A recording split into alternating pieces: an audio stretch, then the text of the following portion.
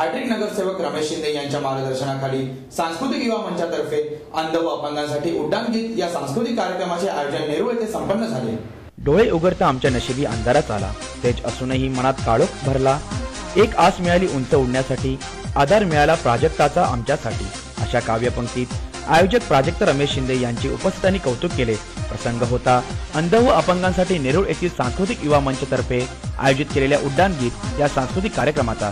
याविषयी कार्यक्रमाचे मार्गदर्शक रमेश शिंदे यांनी सांगितले की समाजामध्ये जो उपेक्षित घटक असतो, अंध अपंग असतात आणि अलीकडच्या प्रदूषणामुळे बऱ्याचशा नागरिकांमध्ये ज्येष्ठ नागरिकांना अंधत्वाचा आजार बळावतो आणि म्हणून यातून त्यांचा अंधत्व कमी करण्यासाठी काही निश्चित चांगले उपाय आणि त्याचप्रमाणे नेत्रदानावर म्हणावं तितकं अजून प्रकर्षाने काम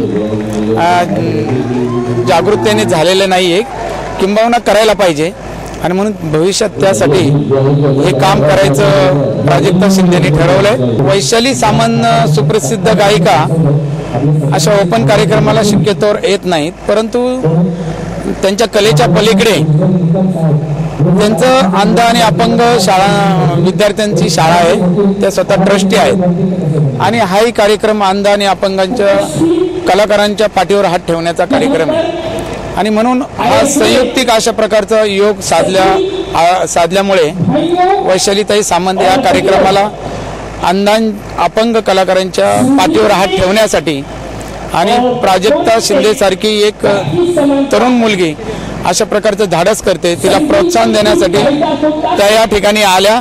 त्याचप्रमाणे कार्यक्रमाच्या आयोजिका प्राजक्ता शिंदे म्हणाल्या की ऍक्च्युली मला आवड आहे अंध अपंग लोकांबरोबर मी माझा वाढदिवस पण तिकडे सेलिब्रेशन करत असते। या कार्यक्रमाद्वारे नेत्रदान एक राष्ट्रीय गरज असा संदेश समाजात रुजवण्याचा प्रयत्न केला असून भविष्यात अंधांचे अंधत्व कमी करणे, वृद्धांसाठी प्रेमळ दिलासा निर्माण करणे व खेळाडूंना प्रोत्साहन देण्याचे पुढील ध्येय असल्याचे आयोजक प्राजक्त शिंदे यांनी यावेळी स्पष्ट केले।